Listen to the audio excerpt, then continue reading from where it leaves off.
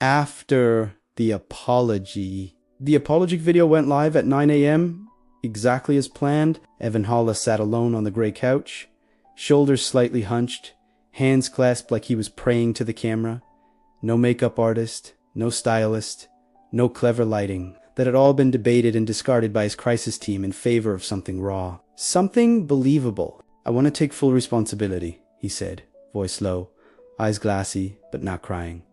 "What I said was wrong. There's no excuse. I hurt Payupley, and especially one person, and I'm deeply sorry." The comments flooded in within seconds. Some angry, some disappointed, some forgiven. Brands quietly untagged him from old posts. Podcasts removed his episodes. His book publisher issued a statement about reevaluating the relationship. By noon, Evan Hale's career was effectively over. By evening, the apology had reached the person it was meant for. Maya Ortiz watched it on her phone while sitting on the edge of her bathtub, the only quiet place in her apartment. She didn't cry. She didn't throw the phone. She watched all 8 minutes, including the part where Evan paused, swallowed, and said her name. "I'm sorry, Maya," he said. "I hope someday you can forgive me." Maya locked her phone and set it face down. Forgiveness. The word sat heavy in her chest, like something unfinished. 3 weeks earlier, Evan had told a story on a live panel. Their story twisted into a punchline. A private moment shared years ago in confidence, repackaged for laughs and relatability. He never named her then. He hadn't needed to. People who knew. People who didn't were happy to speculate. Maya had woken up the next morning, 2 strangers dissecting her trauma like entertainment. 2 messages asking if it was true, to silence from Evan. Until now. Her phone buzzed again. A text from an unknown number. "I know you've probably seen the video. I just want to say again how sorry I am. I'd really like to talk if you're open to it." Maya stared at the screen. Then she typed, "I saw it. I'm not interested in talking." She turned the phone off. Evan hadn't expected forgiveness immediately. His therapist had warned him not to. "Apologies don't entitle you to closure," she'd said. "They're about accountability." Still, he had assumed, quietly, arrogantly, that eventually Maya would soften, that she would release him, that her forgiveness would be the final step in his redemption arc. Instead, she gave an interview. It wasn't angry. That was what unsettled people most. Maya spoke calmly, clearly, without insults. She described the night she'd trusted Evan with her story, the years she'd spent rebuilding herself, the shock of hearing her pain turned into content. When someone apologizes publicly, she said it often centers their healing, not the harm. "I don't know forgiveness so they can move on."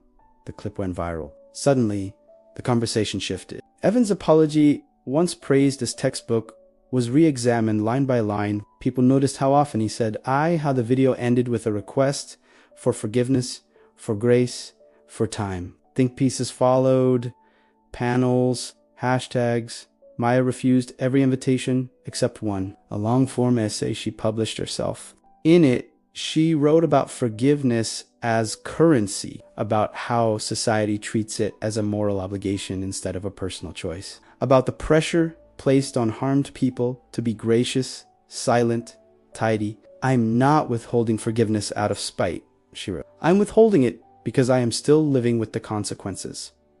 Evan read the essay 3 times. The first time, he felt defensive.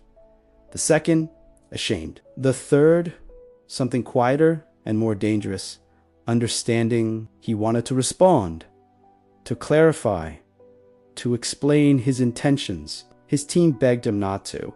"Silence is the only move," they said. "Anything else looks self-serving." So he stayed silent. Weeks passed. The world moved on, as it always did. A new scandal replaced his name became a cautionary reference, not a headline. Invitations stopped entirely. The silence grew permanent. Without the noise, Evan had time to sit with things he'd avoided. How easily Gidi mined his life, and others for relevance. How often he'd mistaken vulnerability for virtue. One afternoon, he drafted an email to Maya, not an apology. He'd already done that. This was something else. "You don't owe me forgiveness," he wrote.